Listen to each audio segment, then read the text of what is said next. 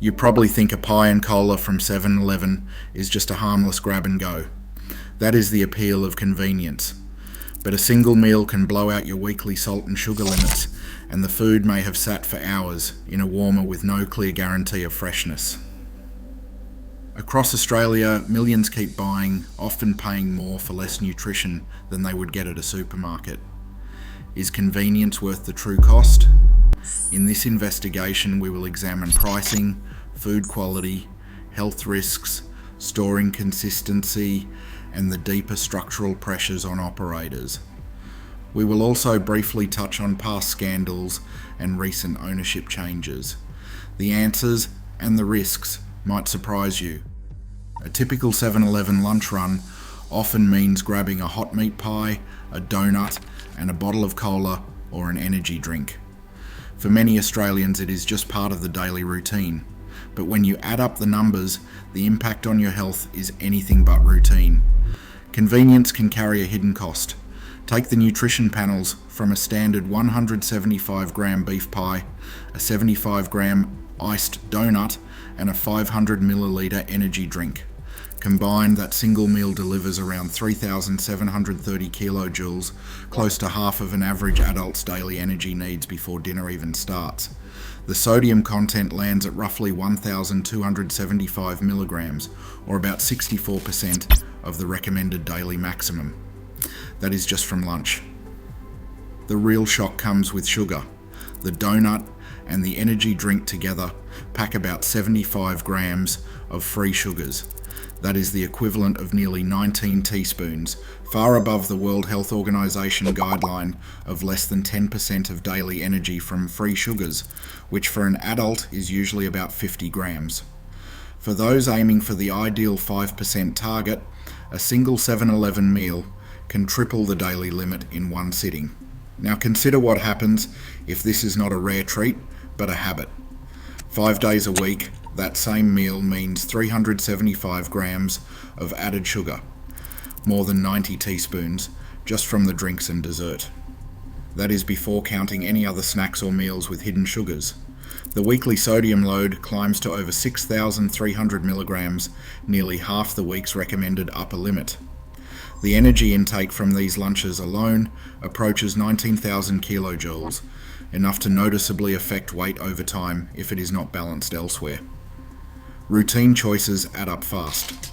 Accredited practicing dietitians warn that these numbers are not theoretical. Routine intake at these levels is linked with higher risks of high blood pressure, type 2 diabetes, and weight gain. The issue is not the occasional pie or donut, but the steady accumulation from making convenience food a default choice. For most adults, the math is simple. The more often these numbers add up, the harder it is to stay within safe limits for salt and sugar.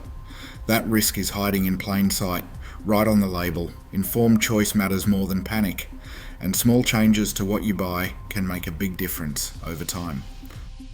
Hot food in Australia's convenience stores sits at the edge of a strict safety line. Food standards. Australia New Zealand requires that anything in a hot display cabinet must stay at 60 degrees Celsius or above. If the temperature drops below that point, the clock starts ticking. The rules are clear. Food in the danger zone, between 5 degrees Celsius and 60 degrees Celsius, can only be kept for up to 4 hours before it must be thrown away. After that, it is supposed to go straight in the bin, not back in the fridge, and not back on sale. In theory, these standards apply to every 7-Eleven store.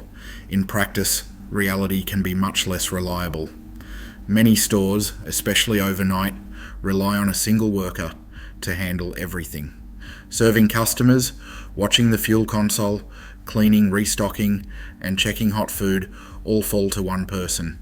When one person is juggling those jobs, regular temperature checks and discard routines often slip down the list of urgent tasks. Environmental health officers from local councils say that when convenience stores get in trouble, it is usually for the basics. Hot food not kept hot enough, missing or incomplete temperature logs, and food left in cabinets past the safe time limit are common findings. Inspection records from several states show penalty notices for 7-Eleven, and similar outlets often cite these exact breaches.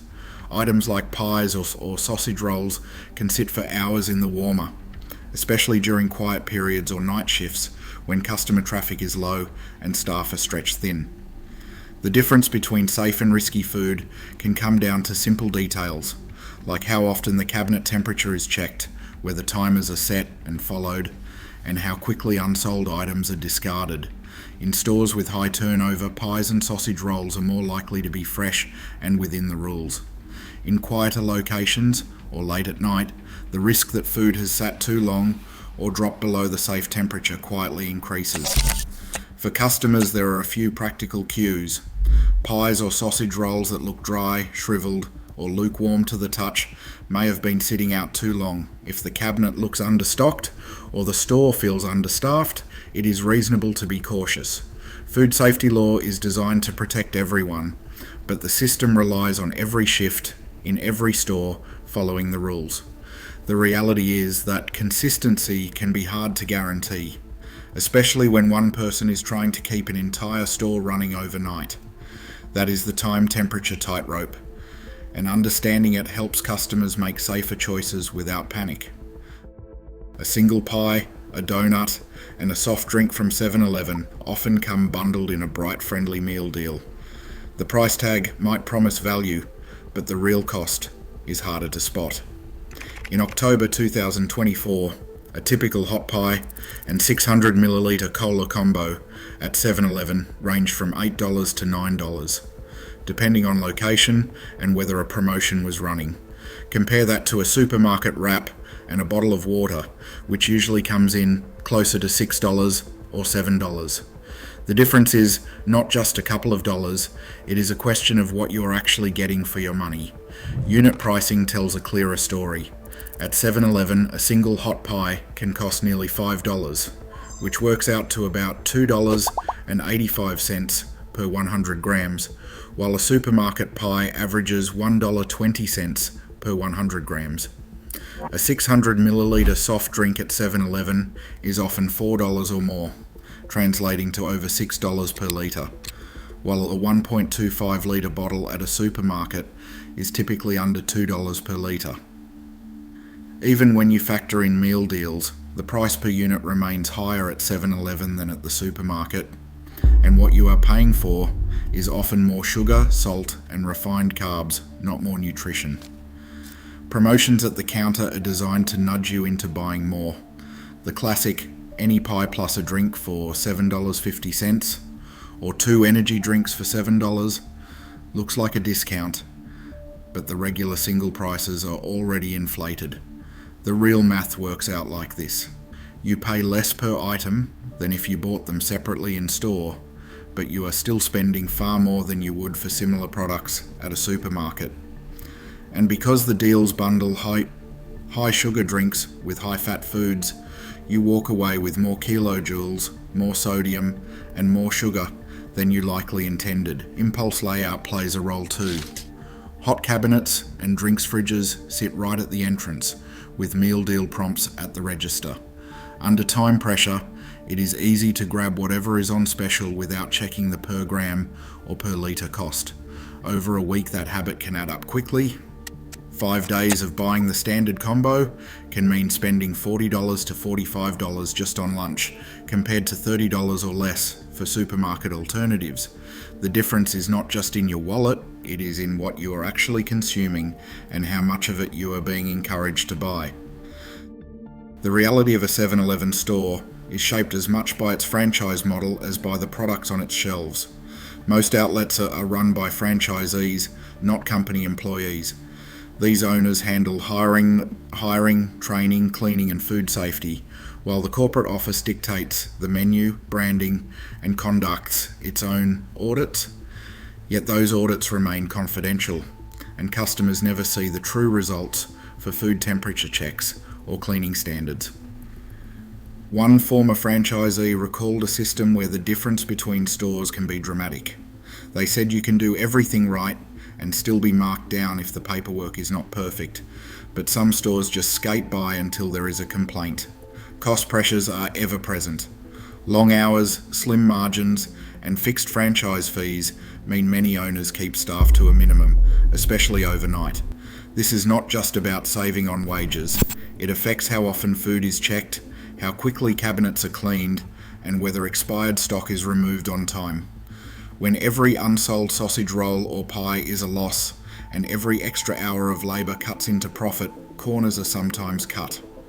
These issues have surfaced before. In 2015, a joint Fairfax and ABC Four Corners investigation revealed widespread wage underpayment across the network. The Fair Work Ombudsman found deliberate record falsification, with some workers paid as little as $10 an hour. The report described non-compliance as systemic, driven by a structure that made underpayment common and for some nearly unavoidable. Now in 2024, 7-Eleven International, a joint venture between the United States and Japanese parent companies, has acquired the entire Australian network. Public statements promise expansion and modernisation. Overseas, similar takeovers have led to tighter menu control, centralised pricing and store upgrades. In Australia, the timeline remains unclear, leaving the future of product quality and cost pressures uncertain. Practical, consumer-focused steps can reduce risk and waste. Follow simple rules and make informed choice. Avoid making hot cabinet food a daily habit. Skip high-sugar drink bundles. Compare unit prices before you buy.